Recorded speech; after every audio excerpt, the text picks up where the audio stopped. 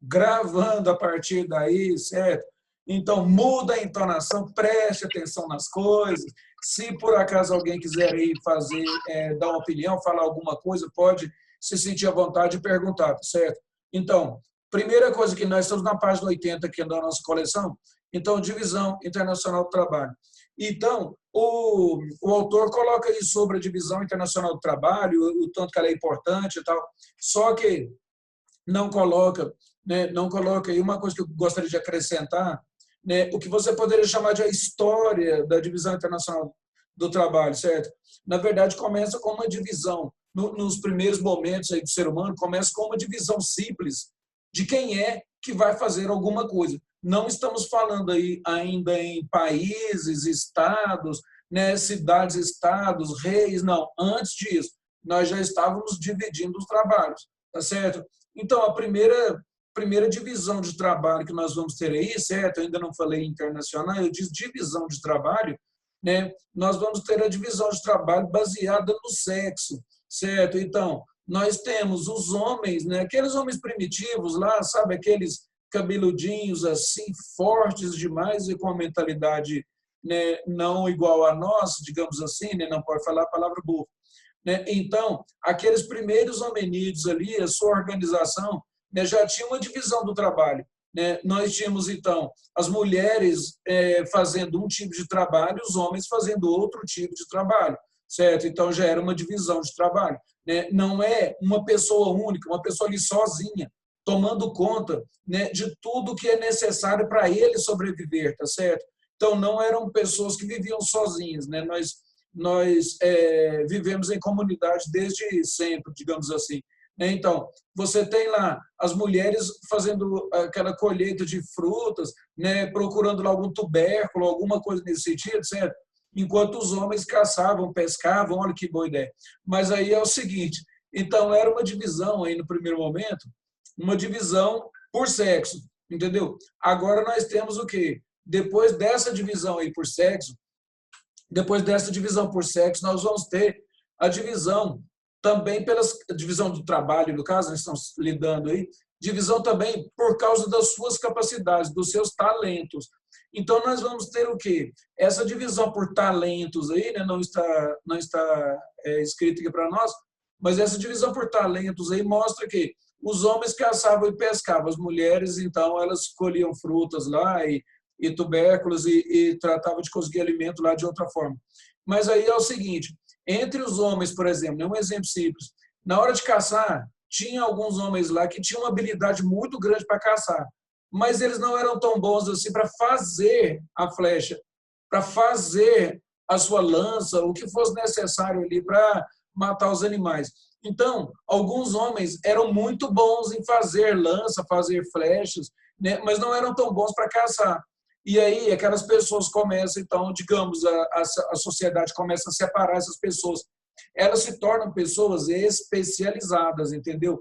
Então, nós temos o quê? Nós temos pessoas especializadas. Agora, tem uma pessoa que só fica fazendo flechas, porque ele é muito bom. Se ele for jogar uma flecha, vai acertar em alguém, né? Ele pode matar alguém da tribo lá.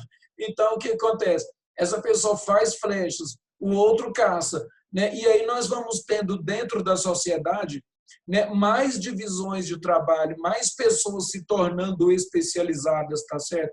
Então a gente vai tendo essa divisão aí.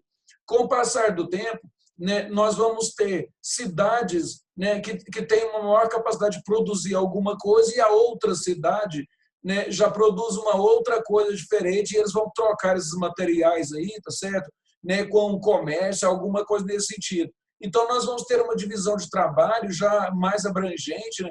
Dentro das cidades, várias profissões, e as cidades se tornando, e entre aspas, né? Se tornando especialistas também em produzir alguma coisa.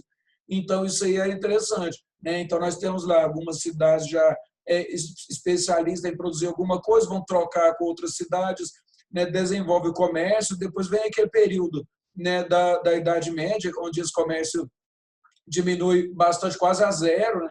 E mais tarde, né, na Renascença ali assim, nós vamos ter, né, a renascença também do comércio, tá certo? Depois esse comércio fica mais forte, né? Nós temos as grandes navegações e tudo.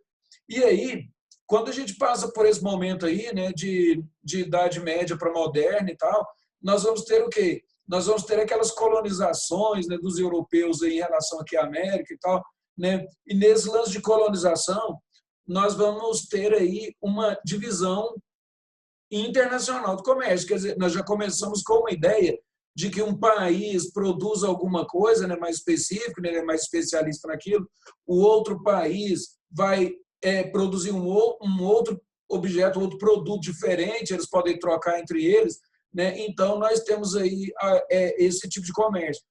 Citar um exemplo simples aí, nós tínhamos os portugueses, né, como sendo a nossa metrópole, né? Então, eles vendiam para o Brasil aqui os produtos, né? Alguns produtos prontos e acabados, né? Geralmente comprados lá da própria Inglaterra. E o povo brasileiro, aqui no caso, né, sendo colônia, nós vendíamos, aí nesse momento, enquanto colônia, com uma exclusividade, nós vendíamos os nossos produtos para os portugueses, tá certo? Então, nós, aqui no Brasil, produzíamos alguma coisa que fosse importante ou matéria-prima para algum tipo de transformação que fosse ocorrer na Europa, ou já fazíamos um produto pronto, mas como sendo colônias, nós precisávamos então de vender para os portugueses lá com exclusividade. Os portugueses, como metrópole, não precisavam de exclusividade, tipo os portugueses só vendem para o Brasil. Os portugueses poderiam vender para o mundo inteiro, né? Então, nós vamos ter aí Portugal, né, com essas colônias aí, né? Portugal era o pessoal de lá era muito bom para produzir vinhos, por exemplo, vendia lá para a Inglaterra, os ingleses já faziam produtos mais sofisticados um pouco, vendia para Portugal, né? Eu falo produtos manufaturados melhores, né? Ainda não estou falando indústria, né? Ainda é cedo nesse caso, nesse momento histórico para falar indústrias, mas os ingleses já produziam alguns manufaturados interessantes, mandavam para outros países, né? Então nós temos aí essa questão do colonialismo aí, né, basicamente inaugurando essa ideia de divisão internacional do trabalho, certo? Então, nós temos países que eram colônias, países que eram metrópoles, trocando ali os seus produtos, né, com a metrópole sempre, né, tendo vantagens aí, tá certo?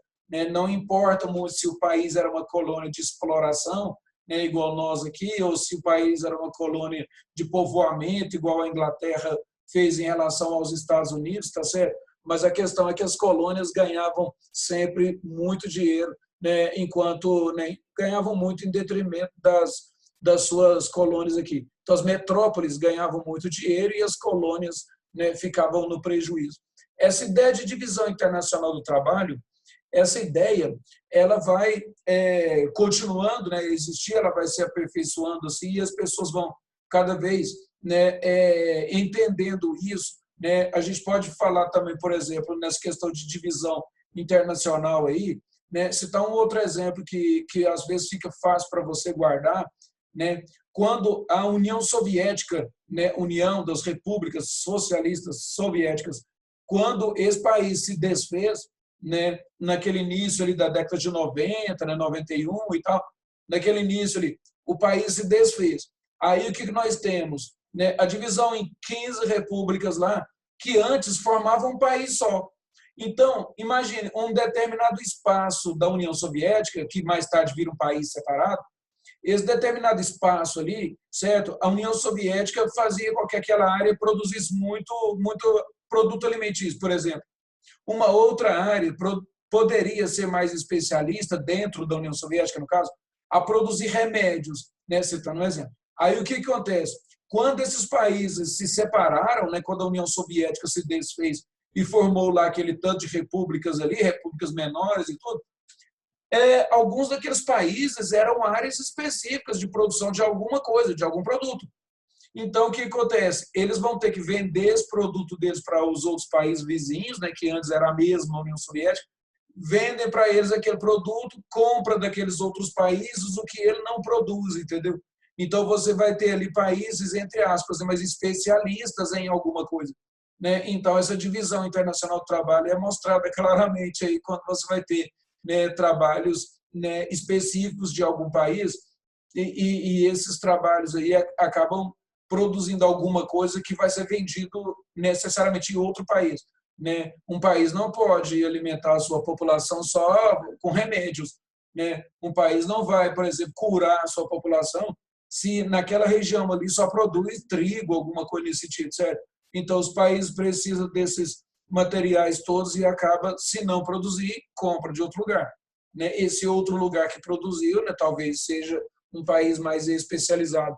Então, nós temos aqui o seguinte, no texto de vocês, aí, página 80, atualmente não existe nenhum país autossuficiente. Né? Então, aquela necessidade que eu falei para vocês de ficar comercializando os produtos aí, que produz seu território tudo aquilo que necessita. Dessa forma, o comércio tende a se tornar uma atividade que complementa as necessidades nacionais, isto é, uma atividade de grande mobilidade espacial altamente dependente de uma eficiente rede de transportes. Sem isso, o comércio mundial teria dificuldades para se desenvolver. Então, quando se fala em transportes, nós já vimos sobre isso e tal, né? Ele vem aí, né, um transporte muito eficiente, ele vem aí para desenvolver também ou ajudar essa ideia de divisão internacional do trabalho. Sabe por quê? Porque facilitando os transportes, né, realmente um país pode comprar do outro produtos, né, produtos que ele tem necessidade. Né? Se o comércio, ou se no caso o transporte fosse difícil demais, se o comércio fosse difícil demais entre esses países, talvez os países tivessem a necessidade, né, eles teriam a necessidade, então, de ser autossuficientes. Mas hoje isso não é uma coisa preocupante. Né? Os governos dos países aí não tentam, por exemplo, ficar tentando desenvolver em todos os aspectos para o país ser autossuficiente. Não, nós podemos comprar mesmo muitos produtos aí do mundo inteiro. Né? Essa necessidade de autossuficiência não existe. Né? Nós temos o quê? Nós temos que ter hoje uma boa capacidade comercial.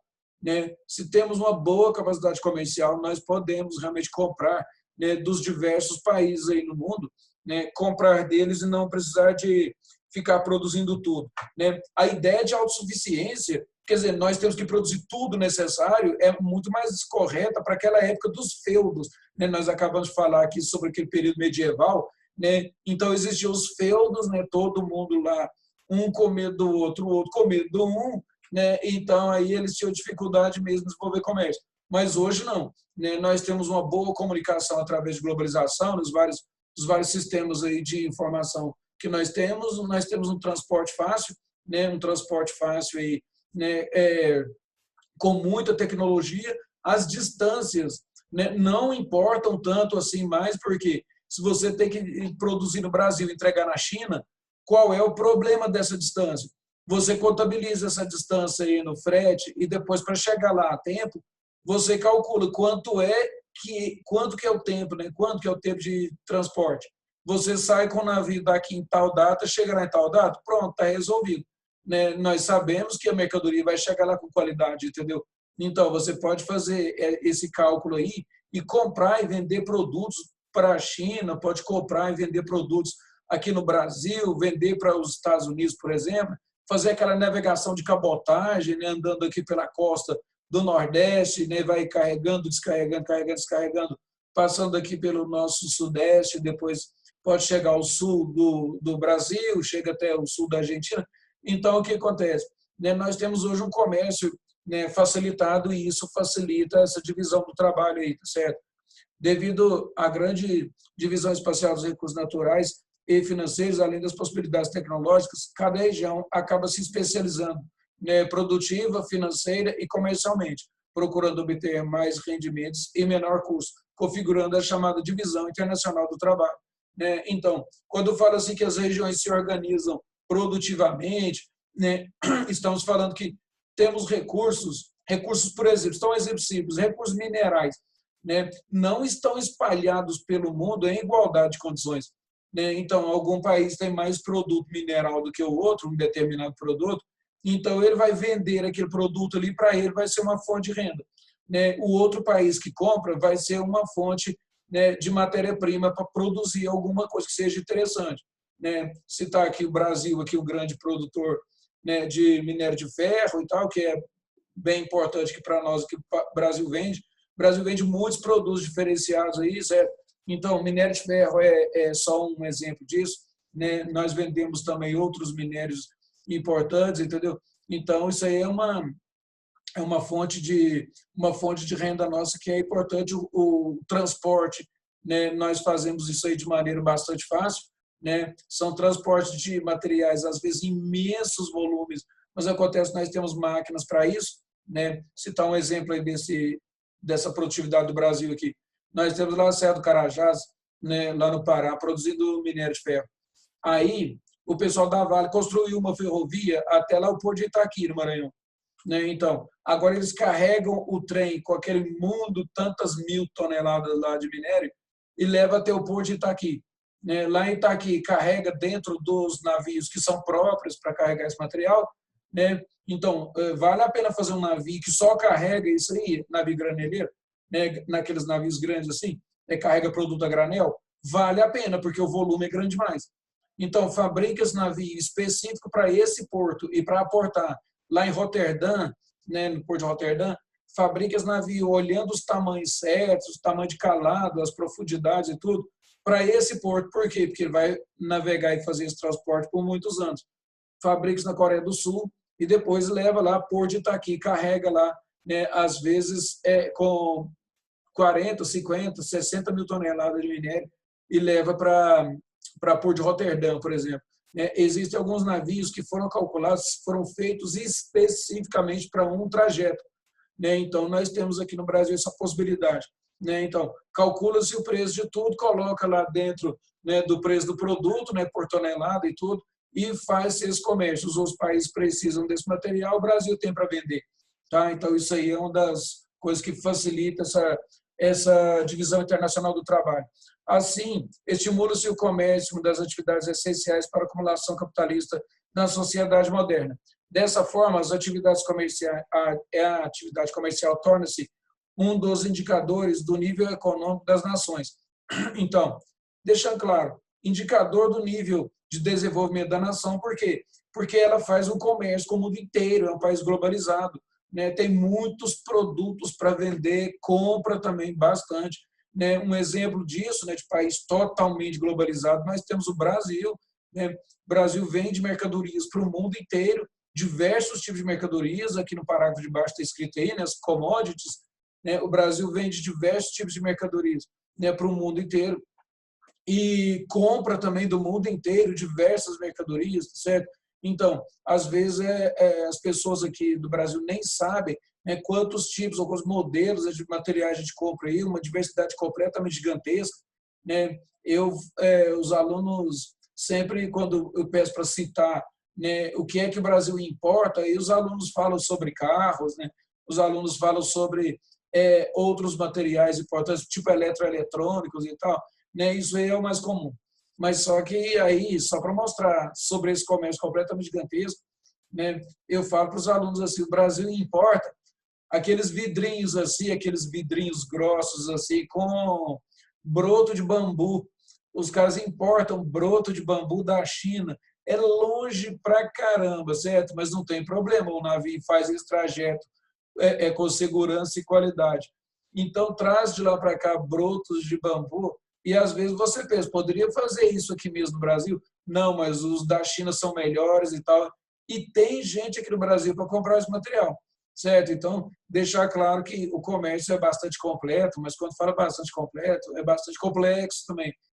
Nós trazemos da China aqui alguns produtos que às vezes o pessoal nem sabe disso, e nós exportamos também uma série de produtos que não fica aí aparecendo direto na mídia, mas a gente faz isso, tá certo? Então, esse lance do broto de bambu é só um exemplo. O Brasil compra muito mais coisas da China e cuidado com aquela ideia de que tudo vem da China, é falsificado, esse tipo de coisa. Não. Então, os chineses fabricam muitos produtos de grande qualidade mesmo e mandam, exportam para diversas áreas do mundo aí, e as pessoas às vezes ficam com a mente meio fechada aí, imaginando que os chineses só fazem produtos de imitação. Não, então eles têm produtos também de qualidade, tá certo? Então, depois, aqui está escrito assim, no terceiro parágrafo, ao se especializar na venda de commodities. Então, temos que relembrar isso aí. Quando se fala em commodities, nós temos o quê? Produtos ligados ao setor primário, tá certo? Setor primário. Então, quando se fala em setor primário, nós estamos falando naqueles tipos de materiais ligados diretamente à terra. A gente chama de setor primário, mas seria assim, mais diretamente o setor primeiro. Primeiro que o primeiro que o ser humano explorou, né? Então, quando se fala em commodities, nós temos o quê? Produtos alimentícios, por exemplo, né? Coisas tiradas da terra. Então, produtos agrícolas, certo? Produtos agrícolas, nós temos a questão da mineração, né? Nós tiramos da terra lá a mineração, né? Nós temos aí também, né?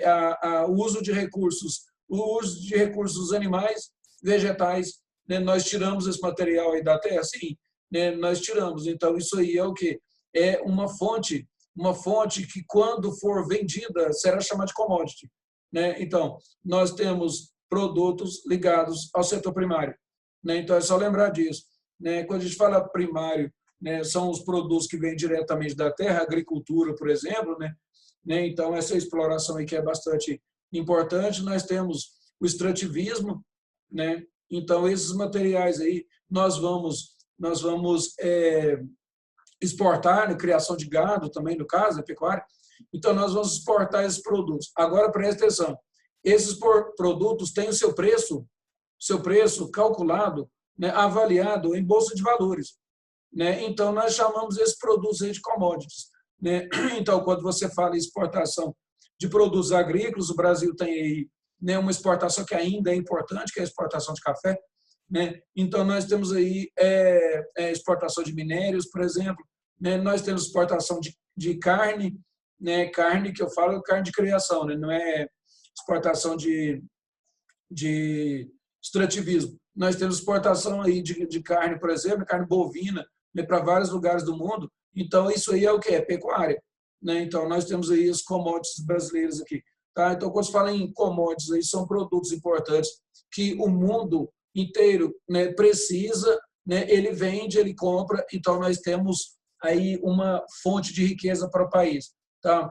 Alguns países permanecem subdesenvolvidos, enquanto os países desenvolvidos exportadores de produtos de alto valor agregado crescem e acumulam capital. Então presta atenção, quando o país só tem commodity para exportar, só coisas ligadas à terra, né? Então aí são países subdesenvolvidos, países com dificuldades, né, para desenvolver a sua economia, tá? Então às vezes você tem lá um país que 80% do que ele exporta é só minério de ferro, né? Então o resto não tem mais nada. Então isso aí é característica dos países subdesenvolvidos, né? O Brasil exporta muitas commodities diferentes, sim, mas o Brasil também exporta produtos de alta tecnologia, né? Então aí não pode considerar o Brasil como subdesenvolvido, né? O Brasil exporta minério de ferro, mas o Brasil exporta aviões, né? A galera da Embraer lá faz aviões de primeiríssima qualidade, exporta para o mundo inteiro, certo? Então o Brasil é globalizado, cuidado com isso aí. E o Brasil é um país que está em desenvolvimento, em franco desenvolvimento, né? Estamos até incluídos lá,